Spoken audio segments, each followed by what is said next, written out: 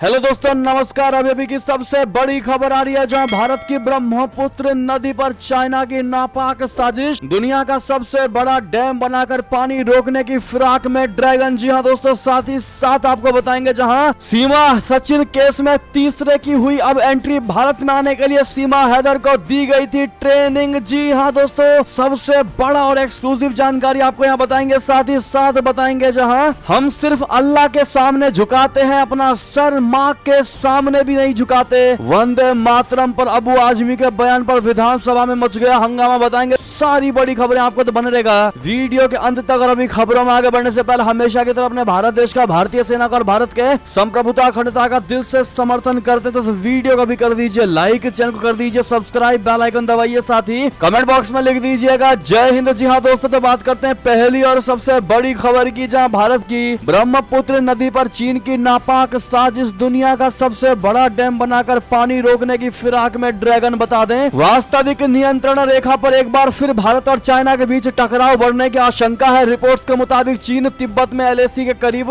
Yarlung तसंगपो नदी की निचली धारा पर एक सुपर बांध बनाने की अपनी योजना को आगे बढ़ा रहा है। इस नदी को भारत में ब्रह्मपुत्र के नाम से जाना जाता है और ये सबसे बड़ी नदी है। जाने माने जानकार और चाइना की राजनीति के बारे में अच्छी समझ रखने वाले ब्रह्मा चेलानी ने इस बात की पुष्टि की है। उन्होंने निक्केई एशिया में एक आर्टिकल लिखा है जिसके मुताबिक चाइना दुनिया के सबसे बड़े बांध का निर्माण गुप्त रूप से नहीं कर सकता। इस आर्टिकल पर अगर यकीन करें तो ये बांध 60 गीगावाट की क्षमता वाला होगा। ये बांध चाइना के मेगा प्रोजेक्ट का हिस्सा होगा। भारत से सटी सीमा पर उसका ये बांध आकार और क्षमता दोनों में उसके अपने ही एक और डैम 3 गार्जेस से भी कहीं ज्यादा गुना बड़ा होगा। 3 गार्जेस इस दुनिया की सबसे बड़ी जल विद्युत परियोजना है। माना यह जा रहा है कि ब्रह्मपुत्र के उस बिंदु पर बिजली पैदा करने की योजना बना रहा है जहां से ये नदी भारत में दाखिल होती है। नवंबर 2020 में बांध की खबरें फिर से सामने आई थी। उस समय चाइना के सरकारी अखबार ग्लोबल टाइम्स ने इस बारे में जानकारी दी थी। दोस्तों, भारत के लिए बहुत बड़ा खतरा होने वाला है। आपको बता दें कि इसमें लिखा था कि चीन यारलुंग तांसपो नदी पर एक जल विद्युत परियोजना का निर्माण करेगा जो एशिया के प्रमुख जल क्षेत्रों में से एक है और ये नदी भारत और बांग्लादेश से भी गुजरती है। Power construction corporation of China या पावर चाइना के अध्यक्ष ने ऐलान किया था, ये परियोजना चीनी जल विद्युत उद्योग के लिए एक ऐतिहासिक अवसर होने वाली है। और ऐसी भी आशंका है कि चाइना देश के कुछ हिस्सों में पानी की कमी को कम करने के लिए नदी को उत्तर की ओर मोड़ सकता है। अगर दोस्तों ऐसा होता है तो फिर ये भारत के लिए खतरनाक स्थिति साबित हो जाएगी। अब ऐसे में देखना ये होगा कि भारत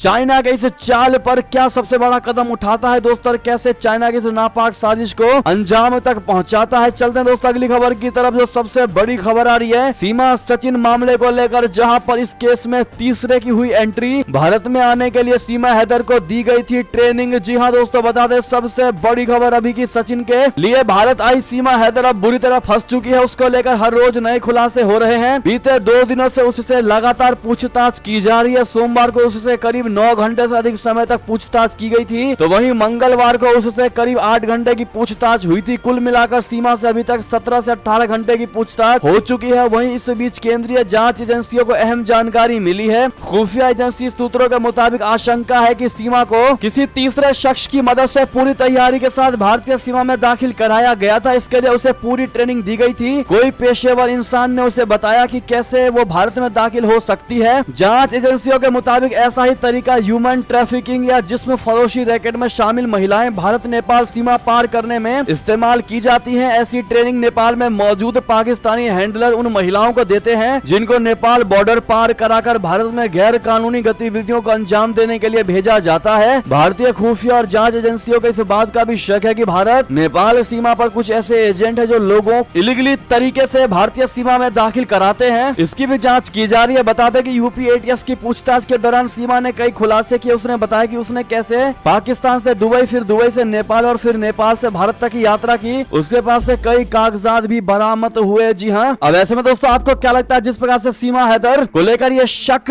होता जा रहा है कि सीमा हैदर को भारत में प्रवेश करवाने के लिए किसी ट्रेंड पर्सन ने उसको ट्रेनिंग दी होगी। इस पर आपका क्या टेक है दोस्तों, आपका क्या कहना है कमेंट में अवश्य अपनी राय दीजिएगा और आज जितना ज्यादा हो सके इस वीडियो को शेयर कर दीजिएगा ताकि हर कोई अपनी राय रख सके। अगली खबर की बात करें जहां पर वंदे मातरम पर अबू आजमी के बयान पर विधानसभा में मच गया हंगामा। बताया कि हम सिर्फ अल्लाह के सामने सिर झुकाते हैं, माँ के सामने भी नहीं झुकाते। जी हाँ, समाजवादी पार्टी के विधायक अबू आजमी के एक बयान पर महाराष्ट्र विधानसभा में हंगामा मच गया। दरअसल अबू आजमी ने कहा कि उनका धर्म उन्हें इस बात की इजाजत नहीं देता है कि वो किसी के भी सामने झुके, लिहाजा हम वंदे मातरम नहीं कह सकते हैं। उन्होंने कहा कि हम अपनी माँ के सामने भी सिर नहीं झुकाते हैं, हम सिर्फ अल्लाह के सामने सिर झुकाते हैं। अबू आजमी के बयान पर एनसीपी के विधायक रोहित पवार ने बताया कि कौन किस धर्म का है ये मायने नहीं रखता, हर किसी को अपने देश का सम्मान और प्रेम करना चाहिए, किसी को देश के खिलाफ नहीं बोलना चाहिए। अबू आजमी ने कहा कि आफ्ताब पूनावाला के नाम पर मुसलमानों को बदनाम किया गया। औरंगाबाद में राम मंदिर के बाहर की घटना का जिक्र करते हुए उन्होंने कहा कि वहां